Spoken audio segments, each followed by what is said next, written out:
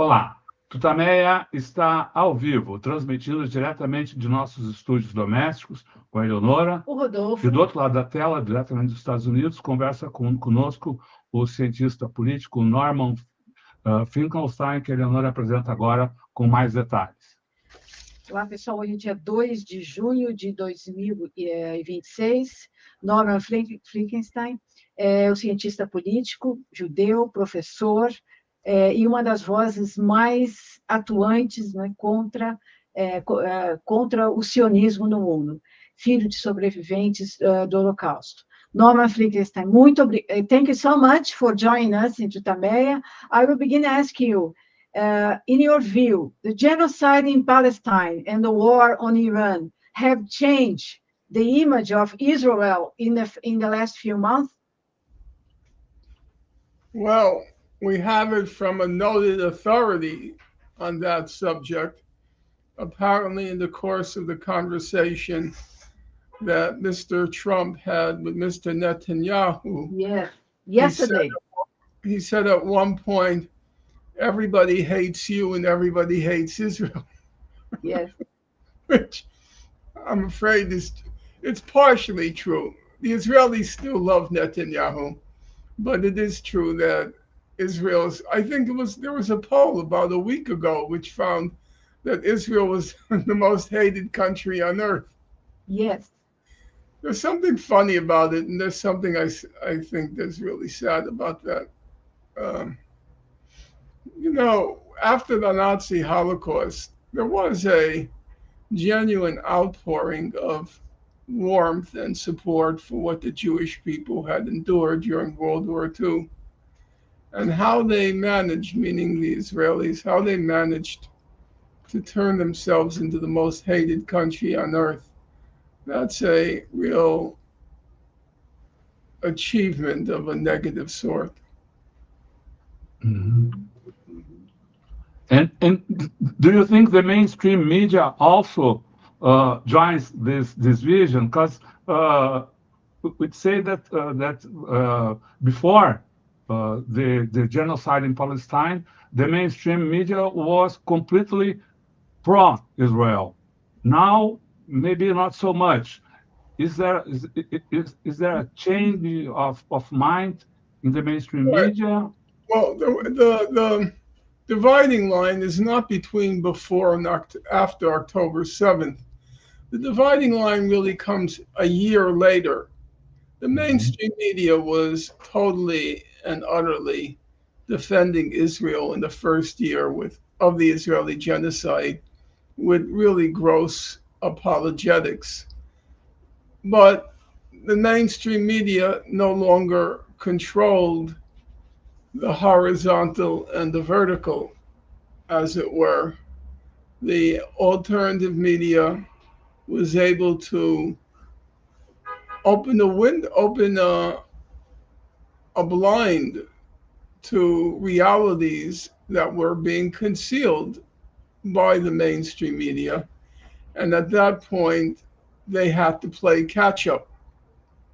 So the coverage progressively improved because they were competing with the alternative social media, and the social media was revealing the ugly, ugly, ugly truth.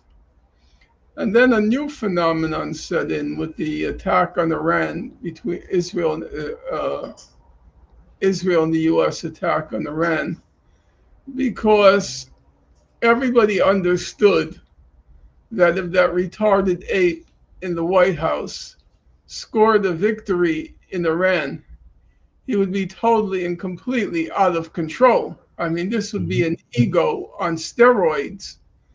So the mainstream media, which is generally in its orientation liberal, wanted to see him defeated in Iran. I think that's very clear. The coverage that President Trump got in the New York Times was on the Iran war was consistently, continuously negative. And so a defeat for Trump in Iran means a defeat for Israel in Iran. they're hooked at the hip on the question of Iran, the US and Israel. So when the liberal media, a large portion of which is Jewish, and generally more or less supportive of Israel, when they had to choose between wanting Trump to lose in Iran and their loyalty to Israel, they chose wanting Trump to lose, which means de facto they wanted Israel to suffer a defeat in Iran. But they went along with it. There hasn't been anything like it since 1956, when the Israelis, together with the French and British, invaded the Egyptian Sinai, where the media was pro-Eisenhower, who opposed the invasion, and they were not supportive of Israel in 56. But since 56, there's never been anything like it, where the mainstream media is effectively wanting an Israeli defeat. If by indirection they want a Trump defeat, so they want an Israeli defeat in Iran. That's unprecedented. And do you believe this will happen? I mean, the defeat of Israel is coming in Iran? Let's put it this way. It's not going to be a victory for the US and Israel. That much is clear. Remember, in 2006, the Hezbollah proclaimed a victory because they drove Israel to a stalemate in Iran, a stalemate in Lebanon, which is to say, in these circumstances, a stalemate is a victory for Iran. Okay. And how about Israel? How Israel will come out this war? The state will survive? Israel will survive. I think these predictions that this is the end of Zionism, the end of Israel, I don't see any basis. It may be true, but I don't see any material basis to reach that conclusion. Israel will be humbled by what happened in Iran. Unfortunately, if you study the history of the state, they don't accept a defeat. So they suffered a setback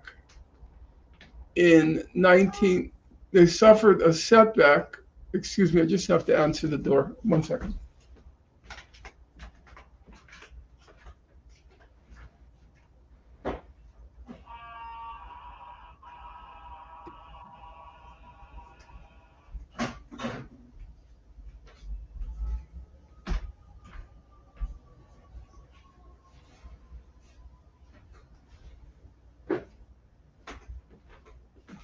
So they suffered a setback in 1956 when they tried to topple the Egyptian president Abdel Nasser, and they then prepared for a second round. The second round with Nasser came in 1967, and they succeeded. Similarly, in the case of Hezbollah, they did not emerge victorious in 2006. They prepared and prepared and prepared, and then there was the pager walkie-talkie decapitation of Hezbollah. Now, they thought Hezbollah was history after that decapitation. It proved not to be the case. And so they will keep going after Hezbollah, and I think they will be preparing for a new war with Iran. They don't learn the lesson that they don't accept defeat. They just see defeat as one more step in another round. So I can't say I am optimistic that we're going to see the end of these Israeli attacks. I think they will take their time to prepare, like they did with the walkie-talkie pager attack on the Hezbollah leadership, but they won't give up. That I think is clear. They will not allow Iran to emerge victorious, or even emerge having inflicted a stalemate. They won't allow it. In Palestine, we are seeing a genocide being shown on TV. I mean, death by starvation, famine, and horrible things done to all the Palestinian people. Why the world still put up with that? The basic fact is the Palestinians are alone at this point. They may have public opinion on their side, and in fact, they do have public opinion, but they have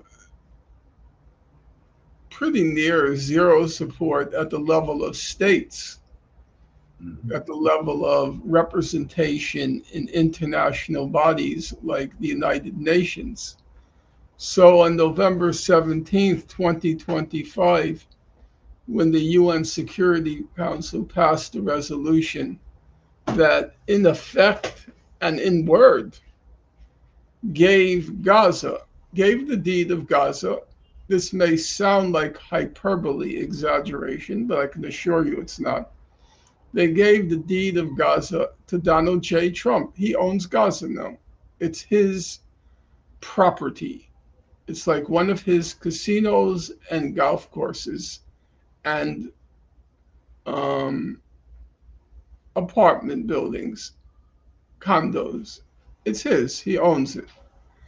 And what was the reaction of the Arab and Muslim states to that resolution? Saudi Arabia supported it. Egypt supported it. Jordan supported it. Qatar supported it. The Emirates supported it. Indonesia supported it. Pakistan supported it. Algeria supported it. They all agreed to hand over the deed of Gaza to Mr. Trump. So at the level of I left out the most important one. The state of Palestine supported it. The state of Palestine, the so-called Palestinian Authority, supported the resolution that gave Gaza to Trump. So the Palestinians, at the level of political representation, they're alone. They're alone. And that accounts for the ongoing genocide. There are no, there was support by South Africa, but in the great scheme of things, that doesn't count for very much. Talking about the United Nations, Francesca Albanese wrote a report talking about the economy of the genocide. Does it have any impact linking the major companies in the world with the genocide? What do you think about this report? Look, it's important research, and then the next step has to take place, which is acting on the research and trying to figure out how to create a focused campaign that can at least affect one or a couple of the companies that are listed in Ambassador Albanese's report. And so then one has to see what's the next step going to be. Okay. I think we're all... You are coming to Brazil for the launch of a new edition of your book, A Indústria do Holocausto, editado aqui no Brasil pela Autonomia Literária. What is the Holocaust industry? Well, the Holocaust industry is basically the instrumentalization of the Nazi Holocaust for political ends, political objectives. And those political ends and objectives were protecting the state of Israel, giving it moral impunity by making the essential claim was that the Nazi Holocaust was unique, that it was unparalleled and unprecedented in human history. And so that given that Jewish suffering was unique, then they should enjoy a certain kind of moral impunity. You can't hold, it was said, Israel to the same moral and political standards as other states because their suffering was unique. And therefore, they should enjoy a certain amount of moral impunity. And that was embodied, that idea was incarnated in what was called back then the uniqueness doctrine. The uniqueness doctrine was that the Nazi Holocaust differed in quantity and quality from all other incidents of human suffering in the course of human history. Before we finish and we say goodbye, we had all this short time to talk with you. We'd like to have your message for the Brazilian people, for the people that are listening and watching this interview. What's your message to the Brazilian people? Well, I can't claim to an intimate knowledge of Brazil, but I think everybody recognizes that there is a juggernaut internationally by the far right, and it's either scoring one victory after another, or in places like the UK and France, it's on the verge, and Germany, it's on the verge of a far right victory. And that's basically, in my opinion, because the left has not been able to present a feasible and inspirational countervision to the far right. The center, to use an old expression, the center is no longer holding. The center is no longer holding. It's collapsing. It's falling apart for basically economic reasons.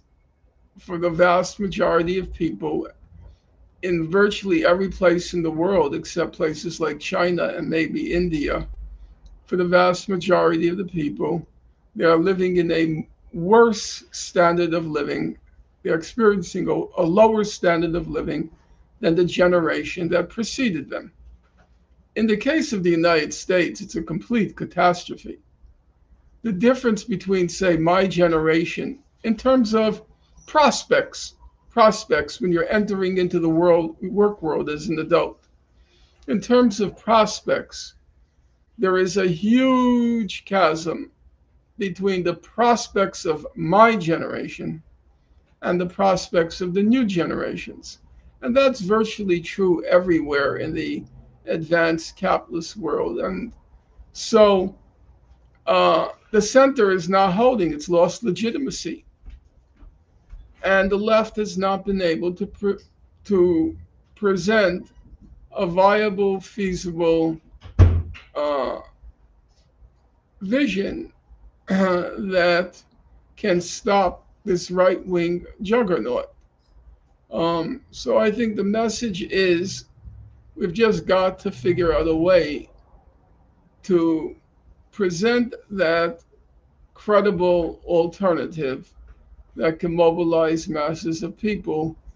Otherwise, I think we're in very, very big trouble. What's this way in your opinion? Excuse me?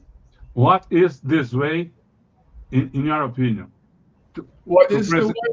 I don't pretend to have an answer to that. If there were a clear-cut answer, I don't think we would be in this problem right now. It's hard to remember a time when, just to take one simple example, in the podcast universe in the United States, in the podcast universe, the top 10 podcasters, the ones with the biggest reach, they're all right and far right. There's nobody on the left. Nobody among the top podcasters, not one person. So we're not reaching people. We're not reaching them. And I don't pretend to have an answer. Why not? We have a Tucker Carlson, we have a Candace Owens, we have a Nick Fuentes.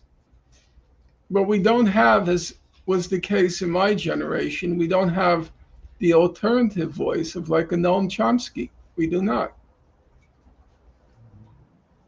Okay, I have to hit the airport, so thank you. Okay. Have a nice trip. Have a nice trip. That's the first time you're coming to Brazil, correct? That's correct. And it will probably be the last because we're past midnight now. Okay. Okay. Bye. Have a nice trip. Have a nice trip. Thank See you. you here. Bye. Então, acabamos de fazer então essa entrevista com Norman Finkelstein, que chega ao Brasil na vai viajar agora, né, para o Brasil, e começa na quinta-feira uma programação aqui em São Paulo com entrevistas, participação em palestras e o lançamento da nova edição do seu livro A Indústria do Holocausto, reflexões sobre a exploração do sofrimento judaico, sobre o qual ele comentou nessa entrevista. Lançamento aqui pela Autonomia Literária, e é um dos livros essenciais para entender a questão sionista, né, o surgimento do sionismo e tudo que está por trás de Israel e das guerras que a gente vê na Ásia Ocidental e pelo resto do mundo. E a gente, falando isso, a gente agradece a Autonomia Literária que tornou possível a realização dessa entrevista. Com isso, a gente se despede, convidando você para que se inscreva no nosso canal, clique na sinetinha para receber avisos de novos vídeos e também participe do grupo Amigos do TUTAMÉIA. O link de convite para entrar nesse grupo está disponível na descrição desse vídeo. Tchau. Tchau, obrigada, pessoal.